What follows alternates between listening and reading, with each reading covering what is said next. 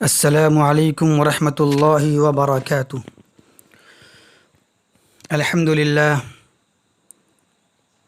للہ وکفی وسلام علی عباده الذین اصطفى اما بعد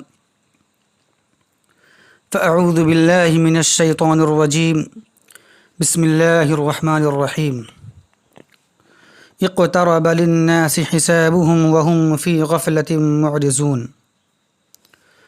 محترم سامعین کرام، مختصر خطبہ مسنونہ کے بعد ہم نے سورۃ الانبیاء کی پہلی آیات کریمہ کی تلاوت کی ہے۔ اللہ فرماتا ہے اقترب للناس حسابهم وهم فی غفلة معرضون، کہ لوگوں کی حساب و کتاب کا وقت قریب آ چکا ہے، لیکن لوگوں کا حال یہ ہے کہ وہ غفلت میں منہ موڑے ہوئے ہیں۔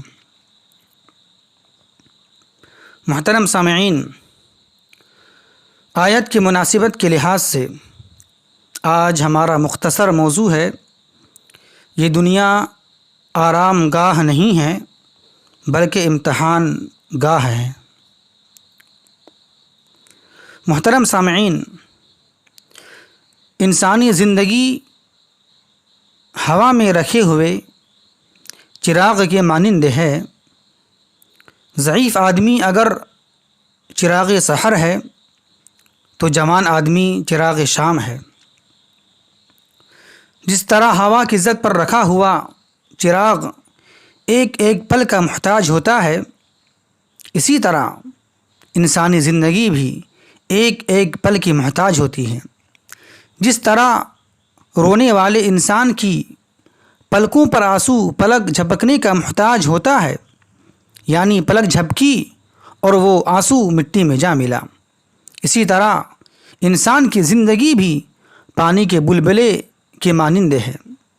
کچھ معلوم نہیں ہوتا کہ یہ بلبلا کس وقت پھٹ جائے، صرف تھوڑی دیر کی بات ہوتی ہے۔ جس طرح پرندہ کسی شاخ پر آ کر بیٹھتا ہے، تھوڑی دیر چہچہاتا ہے اور پھر اڑ کر چلا جاتا ہے، ہم بھی اسی پرندے کے مانند ہیں۔ اس دنیا کے درخت پر ہم تھوڑی دیر کے لیے آئے ہیں اور زندگی کا جتنا وقفہ ملا ہے اس میں ہم چہچہا رہے ہیں، پھر تھوڑی دیر میں اڑ کر اپنے اصلی گھر پہنچ جائیں گے، اپنے اصلی گھر چلے جائیں گے۔ تو محترم سامعین، اس لیے ہمیں چاہیے کہ ہم دنیا سے دل لگانے کی بجائے آخرت کی طرف توجہ دیں اور اس کی تیاری میں ہر وقت مشغول رہیں۔ ہم اس دنیا کی بازار سے گزر جائیں مگر اس کے گاہک اور اس کے خریدار نہ بنیں۔ ہم تو طلبگار اللہ رب العزت کے ہیں، ہم تو طلبگار جنت کے ہیں۔ یہ دنیا تو مسافر خانہ ہے، یہ دنیا تو امتحان گاہ ہے، یہ دنیا سیر گاہ نہیں ہے، یہ دنیا آرام گاہ نہیں ہے، یہ دنیا قیام گاہ نہیں ہے، بلکہ یہ دنیا امتحان گاہ ہے۔ لیکن افسوس کی بات تو یہ ہے کہ ہم نے اسے چراہ گاہ اور آرام گاہ بنا لیا ہے۔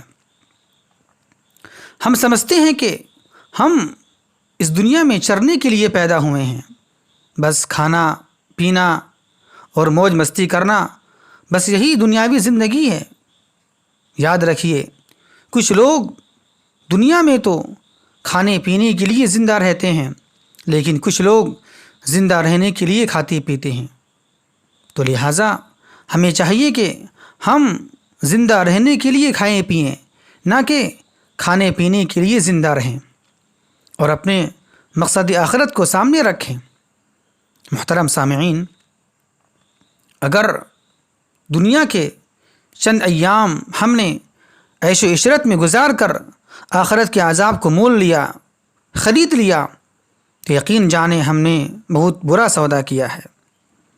محترم سامعین، اگر کسی بچے سے یہ کہا جائے کہ ہم آپ کو ایک لالی پاپ دیتے ہیں، اس کو چوس لو، لیکن اس کے بعد ہم تمہاری پٹائی کرنے والے ہیں، ہم تمہیں چند تھپڑ مارنے والے ہیں، تو ایک چھوٹا سا بچہ بھی اس کے لیے راضی نہیں ہوگا۔ لیکن یہ کتنی عجیب بات ہے کہ ہم ایک چھوٹے بچے سے بھی گئے گزرے ہو چکے ہیں کہ ہم اس دنیا کے لالی پاپ پر اس قدر فریفتہ ہو چکے ہیں، اس قدر دیوانہ ہو گئے ہیں کہ اسے چوسنے میں مشغول ہیں، اور اس بات کو بھول گئے ہیں کہ عذاب دینے والے فرشتے جہنم میں ہمارا انتظار کر رہے ہیں۔ کاش کہ ہم آخرت کی تیاری کر لیتے۔ محترم سامعین، اس دنیا میں ہر شخص کی یہ خواہش ہوتی ہے، یہ تمنا ہوتی ہے کہ ہمارا دنیاوی ہر کام کمی کوتاہی اور ہر طرح کی پریشانی سے محفوظ رہے۔ دنیا میں ایک آدمی سفر کرتا ہے، 7 بجے اس کی فلائٹ ہوتی ہے۔ اس وقت ہر ایک کی یہ کوشش ہوتی ہے کہ ہم وقت سے پہلے ایئرپورٹ پہنچ جائیں۔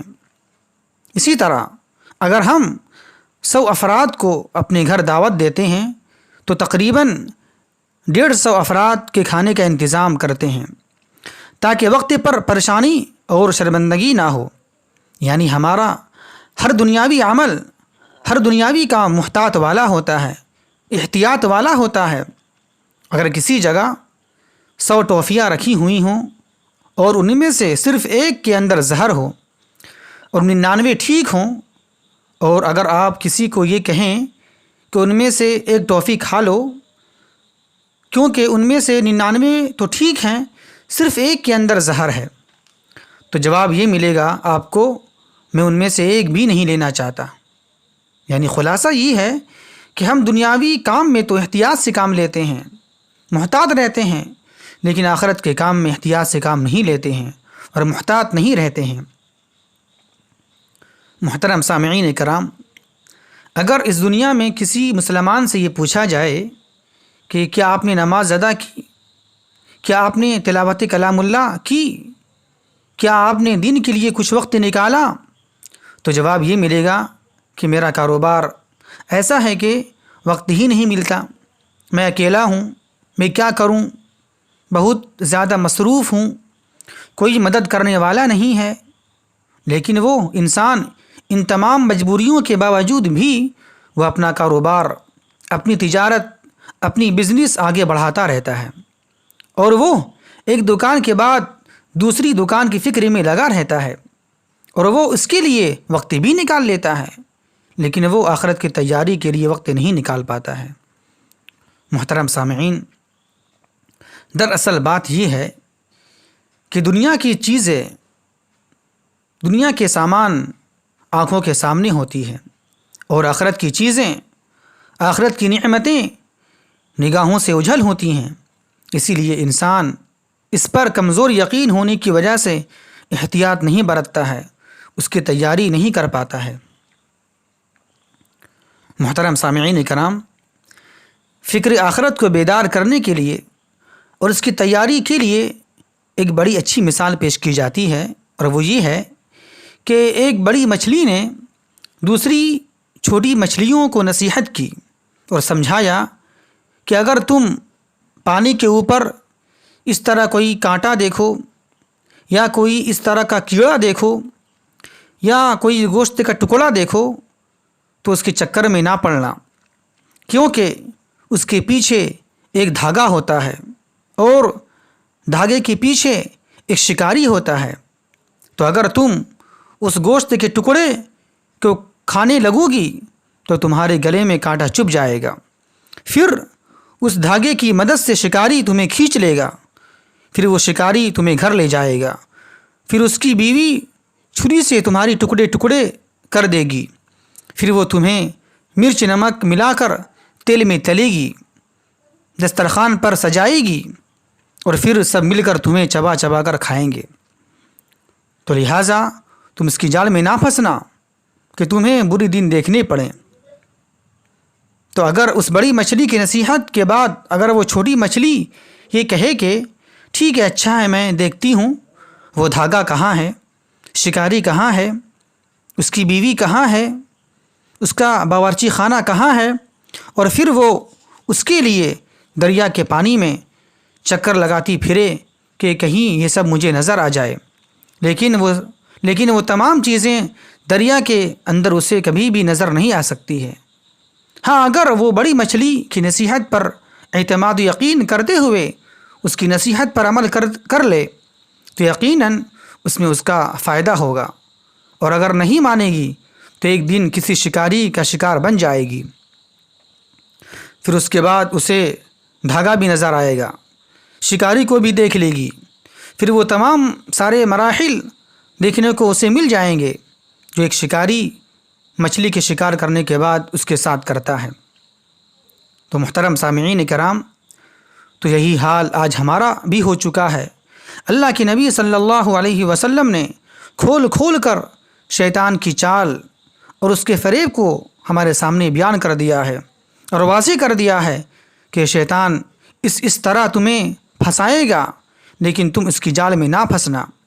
اگر تم پھنس گئے تو تمہیں وہ جہنم میں لے جائے گا، لیکن ہم یہ کہتے ہیں کہ دیکھا جائے گا، اور یہ کہتے کہتے موت کا فرشتہ مجھے لے جاتا ہے۔